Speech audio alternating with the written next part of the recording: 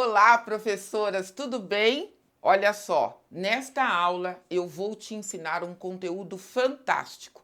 Meu nome é Renata Glória, eu sou especialista em concursos públicos da carreira educacional e tenho mais de 14 anos de experiência contribuindo com a aprovação de centenas e milhares de professores e professoras que, como você, desejam conquistar a estabilidade no serviço público. No vídeo de hoje, nós vamos aprender sobre o que são as diretrizes curriculares de educação infantil. Esse tema é super importante e vive caindo em concurso público. E aí pega muita gente desprevenida. E o que nós vamos estudar? O que são as diretrizes, como compreender as diretrizes e quais são os principais conceitos que esta legislação apresenta. Bora lá? Então vamos! Olha só, o primeiro ponto, o que são as diretrizes? Como eu disse, as diretrizes curriculares nacionais de educação infantil são uma legislação federal. Muita gente se confunde e chama as diretrizes de documento. Não podemos nos confundir, porque tem uma diferença. Uma legislação, ela é de caráter obrigatório, mandatário, e um documento não, é apenas um guia, um orientador. Então, anota aí, diretrizes curriculares nacionais de educação infantil, legislação de caráter mandatário, cumpra-se em todo o território nacional. Muito bem, sabendo disso, agora nós temos que pensar o seguinte: o que traz as diretrizes? Vamos lá? Então, olha só. As diretrizes, elas trazem uma série de conceitos que dão base para a educação infantil brasileira. É nesta legislação que, pela primeira vez no Brasil, nós fizemos a definição do que é o currículo de educação infantil.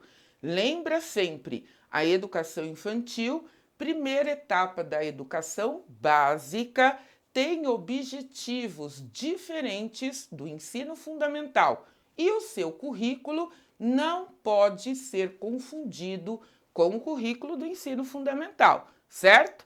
Muito bem. Qual é a definição, então, que as diretrizes trazem sobre o currículo? O currículo na educação infantil é um conjunto de práticas que articulam os saberes das crianças aos saberes históricos, culturais, tecnológicos, científicos. Resumindo, articula os saberes das crianças aos saberes dos adultos, aqueles construídos pela humanidade. Observa que nesta definição nós não temos o apontamento de componentes curriculares. E por isso, na hora de prestar o concurso público, você não pode cair em pegadinha. A educação infantil tem objetivos educacionais claros, porém, o seu currículo não é organizado a partir de componentes curriculares. Um outro ponto é que quando a diretriz diz que é preciso fazer a articulação entre os saberes das crianças e os saberes da humanidade, os saberes dos adultos, nós queremos dizer que este currículo vai acontecendo no dia a dia através deste encontro. As crianças se encontrando com o mundo, as crianças se encontrando entre elas, as crianças se encontrando com os adultos, vão aprendendo e descobrindo o mundo e a cultura, e aí então vai se desenvolvendo o currículo.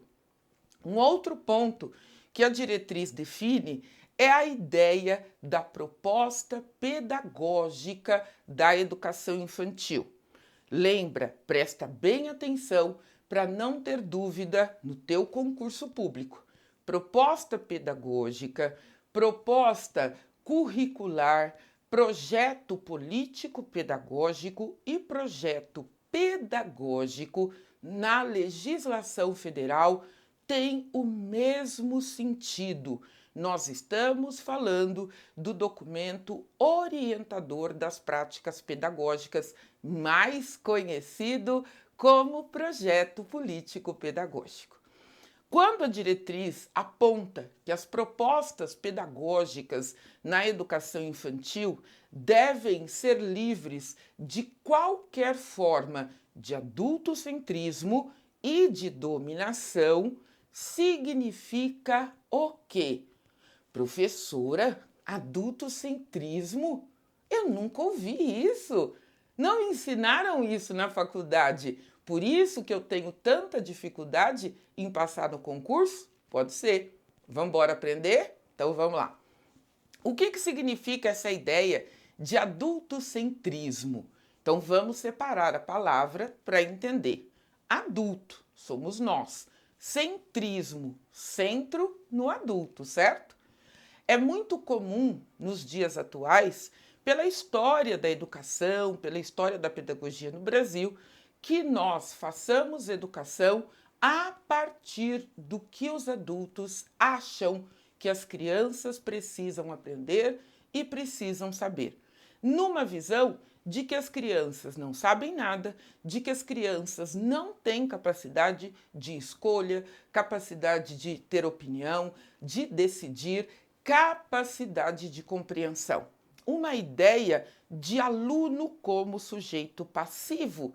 É isso que faz com que os adultos exerçam o adultocentrismo. Então, o adulto que planeja tudo, deixa tudo pronto somente para as crianças executarem. Os adultos que decoram as escolas do jeito que eles acham que crianças gostam. Os adultos que tomam decisões o tempo inteiro sem consultar as crianças.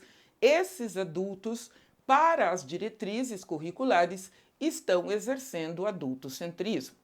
Mas, ora, a diretriz diz que as propostas pedagógicas devem estar livres deste adultocentrismo. E aí, como fazer? É simples, querida e querido professor.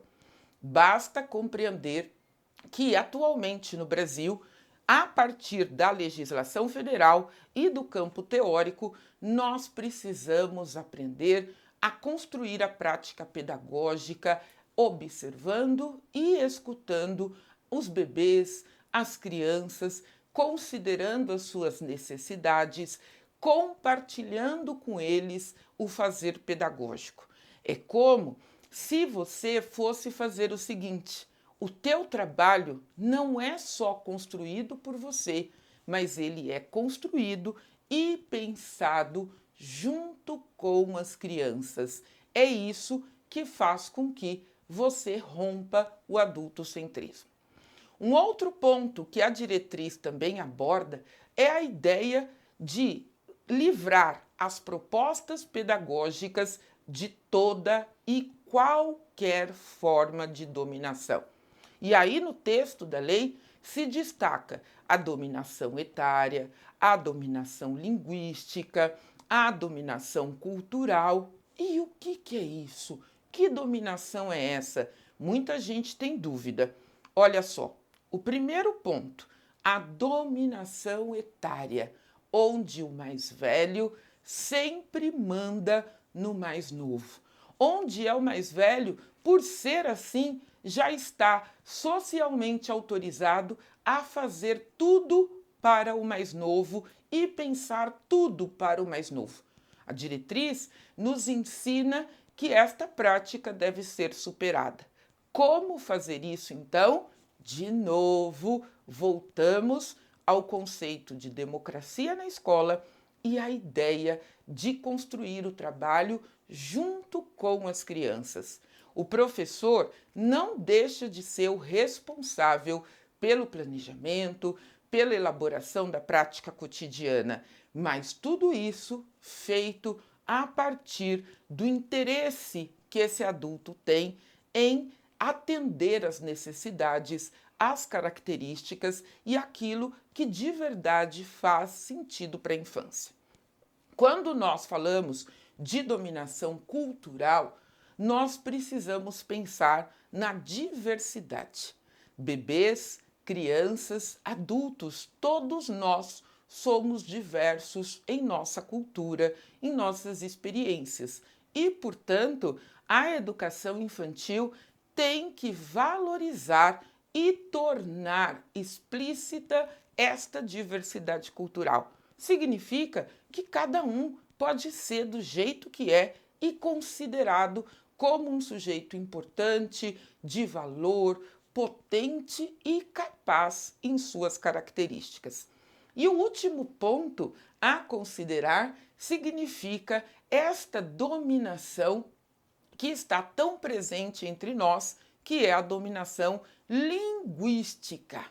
Ou seja, nós recebemos no Brasil crianças de tudo quanto é lugar do mundo e em cada município nós também temos contato e recebemos bebês e crianças de todos os estados, de todas as regiões.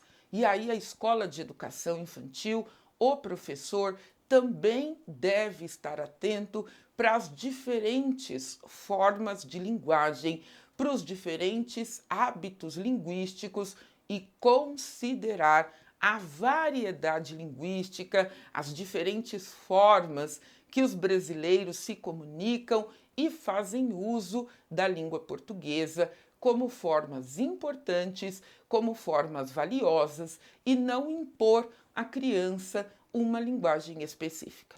E aí, gostou da aula? Como foi para você? Me conta tudo que eu quero saber. Faz assim, ó.